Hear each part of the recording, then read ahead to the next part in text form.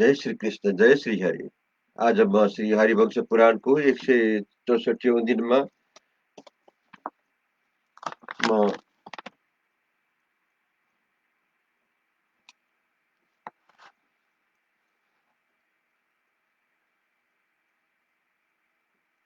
द्वाधिक 70 अध्याय को बाकी अंशलाई अगाडि बढाउँदैछु। कल तक हमने श्रवण किया था। इन जनार्दन ने एक साथ हुए पांड्य, पांडु, कलिंग, मत्स्य तथा बंग देश के समस्त राजाओं को युद्ध में मार डाला था। आज से इन वीर श्री कृष्ण ने रणभूमि में 100 महामना नरेशों का वध करके अपनी परम सुंदरी पटरानी गंधारी से विवाह किया था। गांडीव धनुष लेकर युद्ध की क्रीड़ा करते हुए भरत श्रेष्ठ अर्जुन को इन भगवान मधुसूदन ने कुंती के सामने ही जीत लिया अथवा सहायता देकर उन्हें विजयी बना दिया।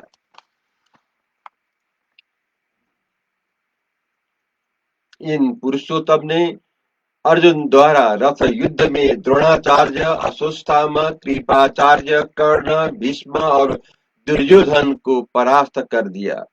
भ्रू का प्रिय चाहते हुए शंख, चक्र, गदा और खड्ग धारण करने वाले भगवान केशव ने सौवीर राज की पुत्री को बलपूर्वक हर लिया था। इन पुरुषोत्तम ने वेणुधारी के लिए घोड़े, रथ और हाथियों सहित सारी पृथ्वी को जो अस्त व्यस्त हो गई थी यत्न पूर्वक जीत लिया।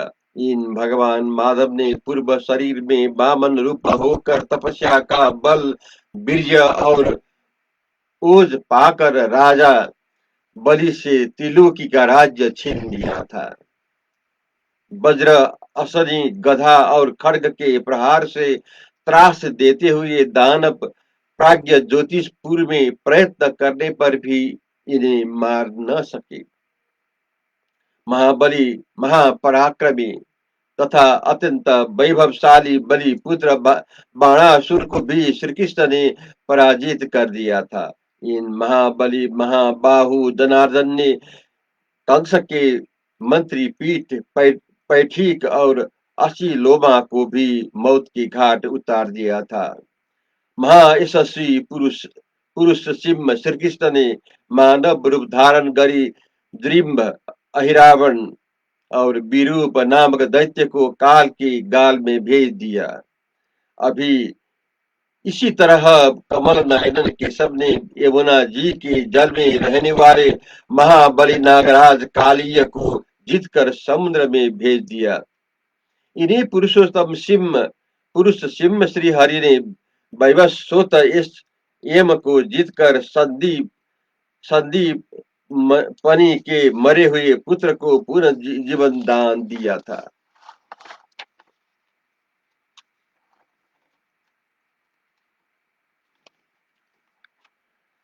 नरेश्वर, इस प्रकार यह महाबाहु श्री कृष्ण दुरात्मानों को दंड देने वाले हैं जो देवताओं और ब्राह्मणों से सदा द्वेष रखते हैं। इन्होंने वज्रप्राणी इंद्र की प्रसन्नता के लिए भूमि पुत्र नरकासुर को मारकर देवता देव माता अदिति को उनके दोनों मणिमय कुंडल लाकर दे दिया। इस प्रकार संपूर्ण लोकों के श्रेष्ठा सर्वव्यापी महायशस्वी भगवान श्री कृष्ण सदा ही दुराचारी दैत्यों को भय और धर्मात्मा देवताओं को अभय प्रदान करते हैं। ये मनुष्य में धर्म धर्म की स्थापना करके पर्याप्त वाले यज्ञों का अनुष्ठान करते हुए देवताओं के असंख्य कार्य सिद्ध करने के अनंतर अपने परम धाम को पधारेंगे।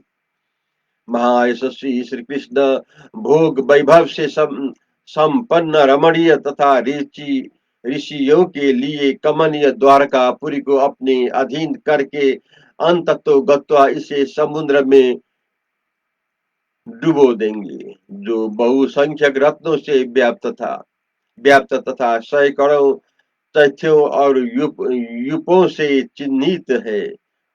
वन उपवन सहित उस द्वारकापुरी को वरुणालय में निमग्न कर देंगे।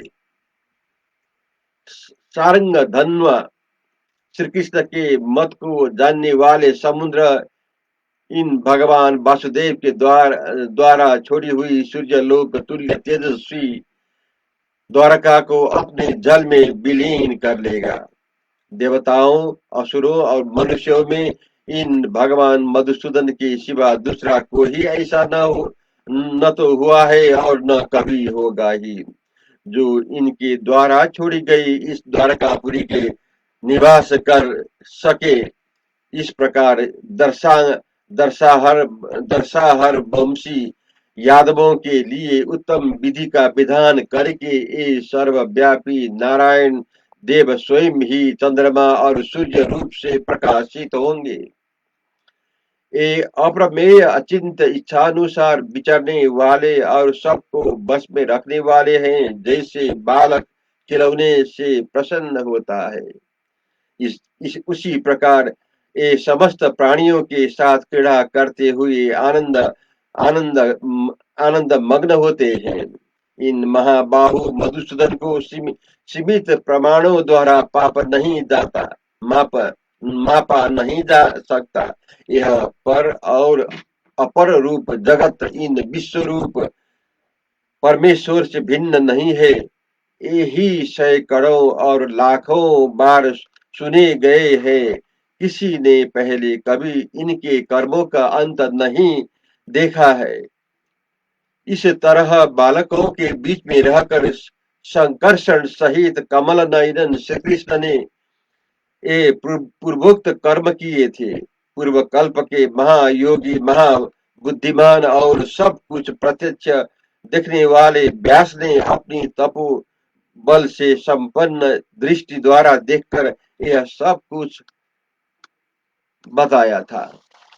वैशंपायन जी कहते हैं, जन्मेजय इसी प्रकार देवराज इंद्र के आदेश से भगवान गोविंद की स्तुति करके नारद मुनि समस्त यादवों से पूजित हो स्वर्ग लोक को चले गए। तदंतर कमल नयन मधुसूदन भगवान गोविंद ने समस्त अंधक और वृष्णि वंश के लोगों को विधि पूर्वक वह सारा धन यथोचित रूप से बांट दिया। उस धन को पाकर महामनस्वी यादव प्रचुर दक्षिणा वाले यज्ञों का विधि पूर्वक अनुष्ठान करते हुए द्वारकापुरी में निवास करने लगे। जय श्री कृष्ण, जय श्री हरि। अब मैं आज त्रिधिक सप्तमो अध्याय प्रारंभ करने जा रहा हूँ। इसमें श्री कृष्ण की संतति का वर्णन तथा विष्णु वंश का उपसंहार के विषय में हम आज श्रवण करेंगे। जन्मेजय कहते हैं, भगवान श्री कृष्ण को कई हजार रानियों से आठ को प्रमुख बताया गया है। उन आठ की संतानें कौन कौन सी थी, यह आप मुझे बताइए। वैशंपायन जी कहते हैं, राजन, प्रधानत आठों पटरानियां पुत्रवती थी, ऐसा मान गया। उनकी सभी संतानें वीर थी। उन रानियों के जो जो संतानें हुई मैं बताता हूँ, सुनो।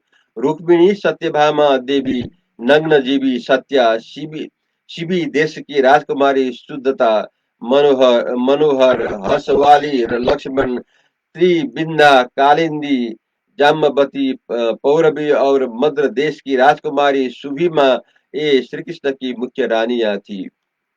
इनमें से रुक्मिणी के पुत्रों का वर्णन करता हूँ, सुनो। रुक्मिणी के गर्भ से पहले शुभ लक्षण संपन्न प्रद्युम्न का जन्म हुआ, जिन्होंने आगे चलकर शंभासुर का वध किया था। उनके दूसरे पुत्र चारु देशण थे, जो विष्णु वंश में सिंह के समान पराक्रमी और महावीर थे।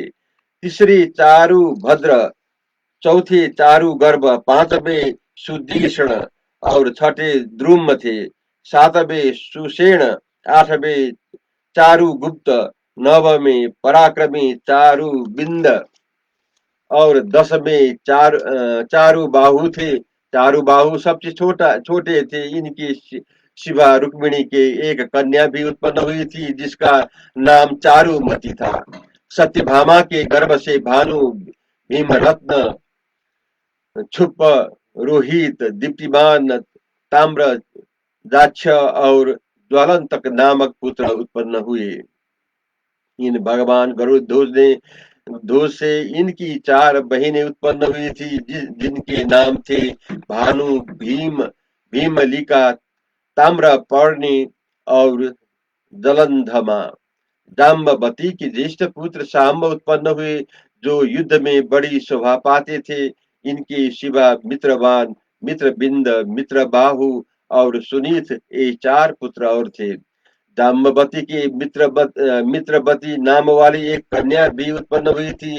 अब नग्न जीती के संतान का वर्णन सुनो। नग्न जीती के भद्रकार और भद्रबिंद नामक 2 पुत्र हुए थे तथा भद्रवती नाम वाली एक कन्या भी उत्पन्न हुई थी। शिबी देश की राजकुमारी सुदत्तता के गर्भ से सग्र संग्राम जीत सत्यजीत सेनजीत और शूरवीर संपन्न जीत इन 4 पुत्रों का जन्म हुआ था।